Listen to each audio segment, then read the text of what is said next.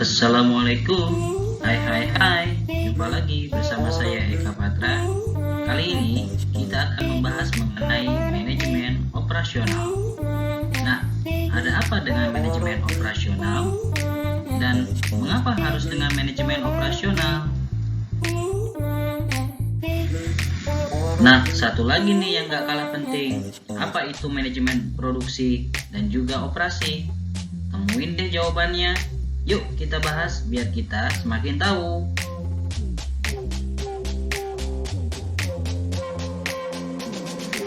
Tapi sebelumnya jangan lupa ya untuk di-subscribe. Tapi sebelumnya yuk kita cari tahu sejarah MO itu sendiri. Kalau diringkas dari sejarahnya, MO terbagi ke dalam 3 fase berdasarkan Kaiser dan Render, di mana pada awalnya MO hanya berfokus kepada biaya, yaitu bagaimana menghasilkan produk dengan biaya yang serendah-rendahnya. Ini terjadi mulai pada tahun 1776 sampai dengan 1980-an.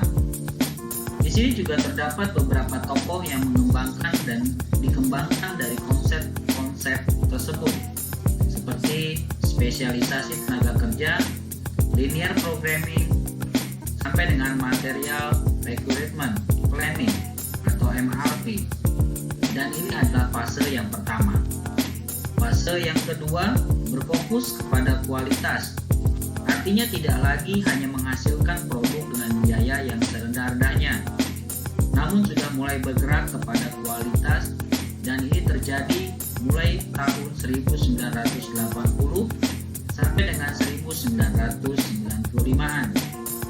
Setelah itu masuk kepada fase yang ketiga, yang tidak lagi berfokus kepada biaya dan juga kepada kualitas, namun sudah bergerak ke arah customisasi, di mana di sini sudah mulai adanya internet atau dunia maya yang membuat dinamikanya menjadi semakin luas lagi.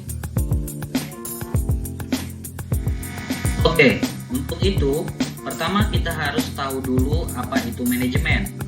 Berbicara mengenai manajemen berarti kita berbicara mengenai bagaimana mengoptimalkan sumber daya menjadi sesuatu yang bermanfaat, yaitu yang kita kenal dengan konsep efektif, efisien, dan produktif. Yang kedua adalah produksi. Produksi ini menunjukkan bahwa kita membuat sesuatu dari yang tidak ada menjadi ada.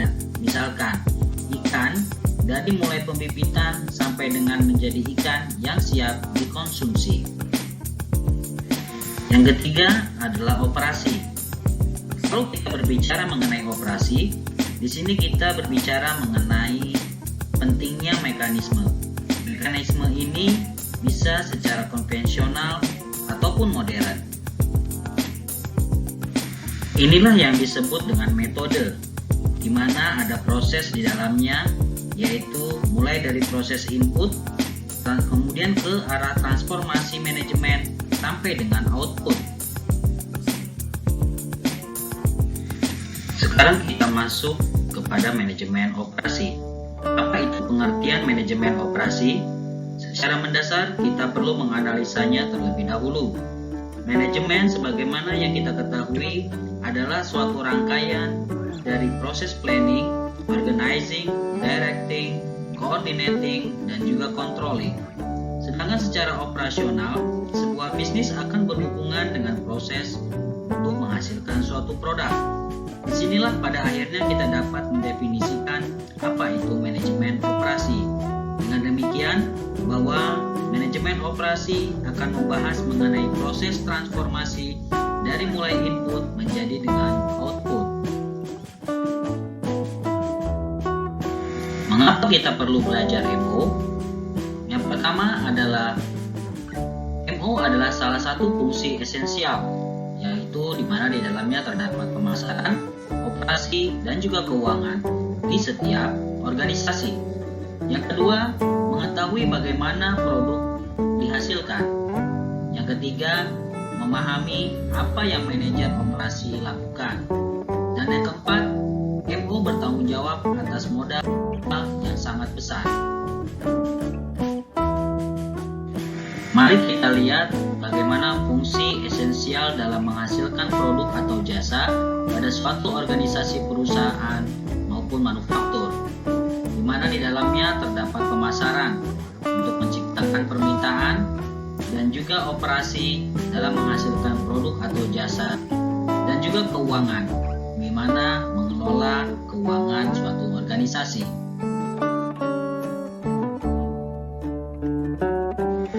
Mari kita lihat 10 keputusan manajemen operasional. Yang pertama ada desain produk, yang kedua manajemen kualitas, yang ketiga desain proses, yang keempat lokasi, kelima desain tata letak, keenam adalah desain kerja, yang ketujuh manajemen rantai pasokan atau supply chain management, yang kedelapan manajemen persediaan, yang kesembilan adalah penjadwalan, dan yang ke-10 adalah pemeliharaan.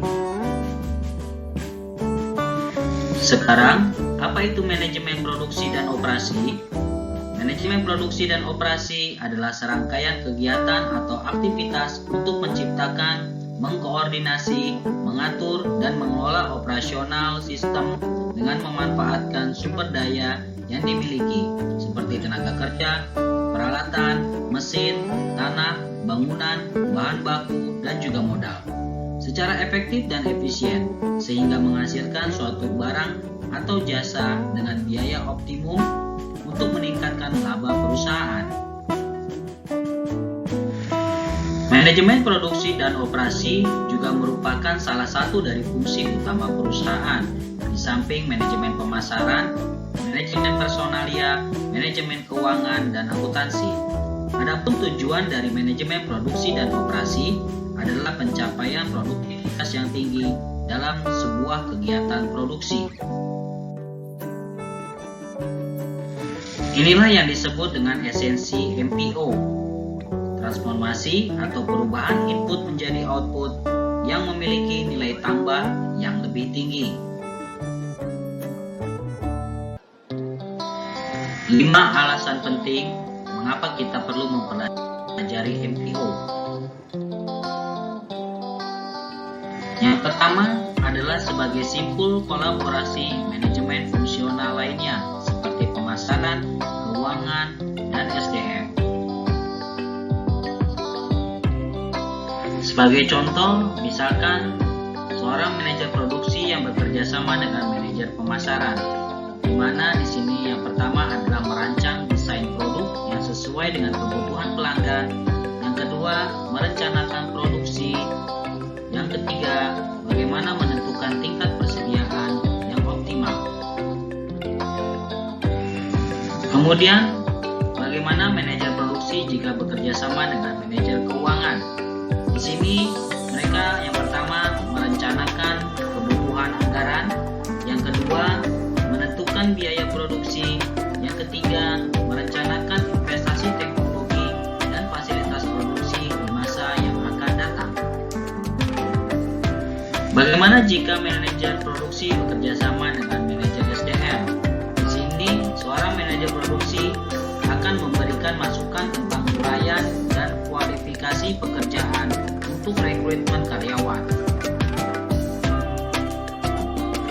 Yang kedua adalah mayoritas biaya perusahaan menjadi tanggung jawab seorang manajer produksi dan operasi, di mana biaya bahan baku, tenaga kerja, dan juga energi dikelola oleh manajer produksi dan operasi.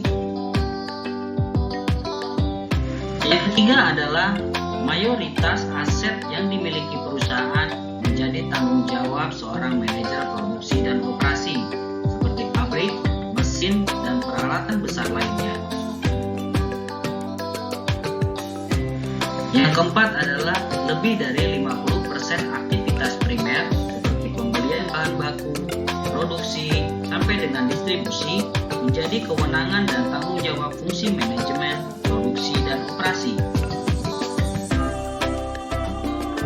Dan yang kelima adalah bagaimana menciptakan kepuasan pelanggan atau ultimate goals, di mana pelanggan di masa saat ini selalu menginginkan dan selalu menuntut produk dengan kualitas yang lebih baik, harga yang murah, pengiriman yang cepat, dan produk yang lebih ramah lingkungan. Nah, dari quality, sustainability, cost, dan delivery, keempat hal ini terkait dengan aktivitas produksi dan juga operasi.